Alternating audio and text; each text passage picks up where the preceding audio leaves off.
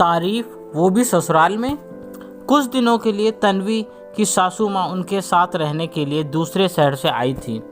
वैसे तो वो कम ही आती थी, पर अब जब उनकी पोती अनाया उन्हें याद कर रही थी तो तन्वी ने उन्हें बार बार आने के लिए कहा तो वो मना नहीं कर पाई। तन्वी एक पढ़ी लिखी लड़की थी। शादी के बाद कुछ वर्षों तक उसने नौकरी भी की थी, पर अनाया के लिए उसे अपनी नौकरी छोड़नी पड़ी थी। दादी के आने से 13 वर्ष की अनाया बहुत खुश हो गई थी। तन्वी भी अपनी सासू माँ की सेवा में लगी हुई थी। एक से एक खाने पीने की चीज़ें वो अपनी सासू माँ की पसंद की बना रही थी।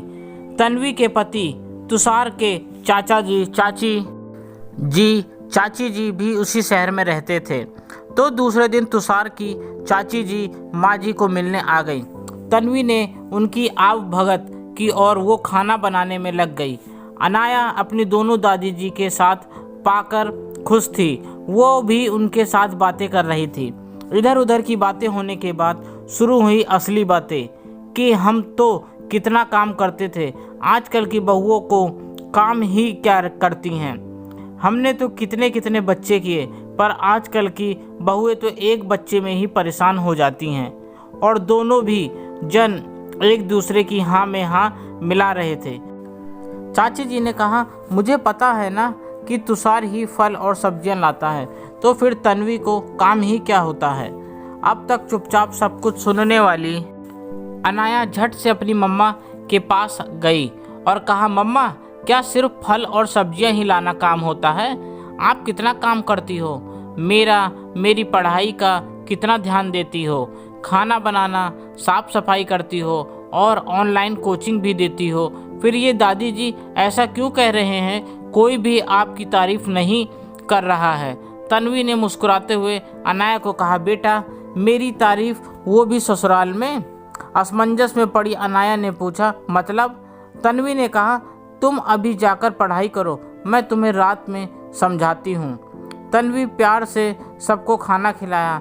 अब चाची जी भी उनके घर आ चुकी थी और माँ जी अपनी पसंदीदा टीवी सीरियल देख रही थी। यही सही मौका है सोचकर अनाया तन्वी के पास आई और कहा, मम्मा, अब तो आपका सारा काम भी हो चुका है, अब प्लीज़ मुझे आप दोपहर की बात का मतलब समझाएंगी? हाँ बेटा, आओ मेरे पास। ऐसा कहकर तन्वी ने अनाया को अपने पास बिठा लिया। अनाया ने कहा, मम्मा, आपको बुरा नहीं लगा जब दोनों दादी जी आपके बारे में ऐसा कह रही थी? सच कहूँ बेटा, तो पहले बहुत बुरा लगता था, पर अब नहीं।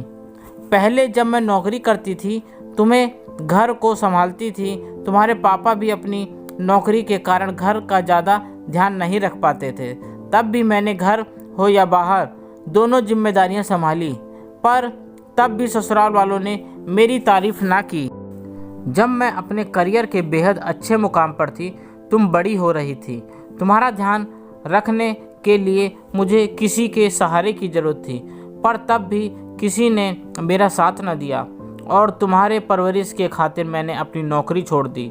तब मुझे लगा मेरी कद्र किसी को तो होगी, पर ऐसा नहीं हुआ। पर अनाया, तुम अपने आप को इसका जिम्मेदार कभी मत समझना।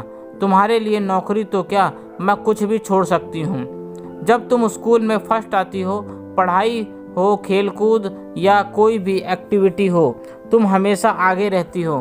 तब भी सब ससुराल वाले कहते हैं कि तुम बिल्कुल अपने पापा पर गई हो, पर तब कोई ये नहीं समझता कि उसके लिए मैंने तुम्हारे पीछे कितनी मेहनत ली है।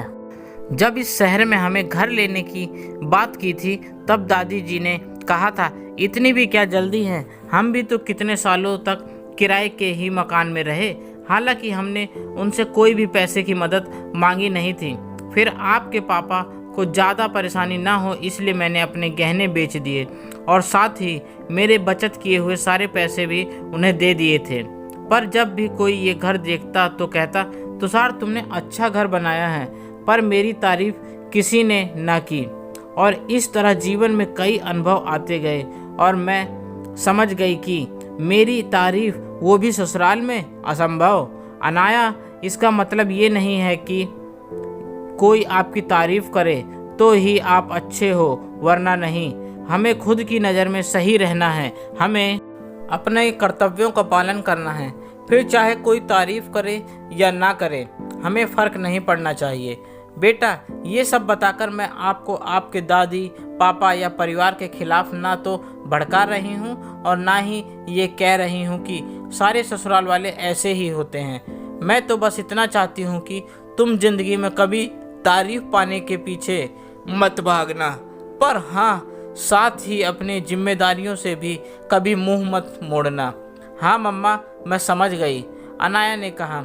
इतना कुछ होने के बाद भी आप पापा का, दादी जी का, मेरा और पूरे परिवार का कितना ध्यान रखती हो, वो भी बिना किसी उम्मीद के।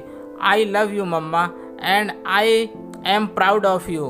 बस कर अनाया, मुझे इतनी तारीफ की आदत नहीं है। ऐसा कहकर वह दोनों खिलखिलाकर हंस पड़ी।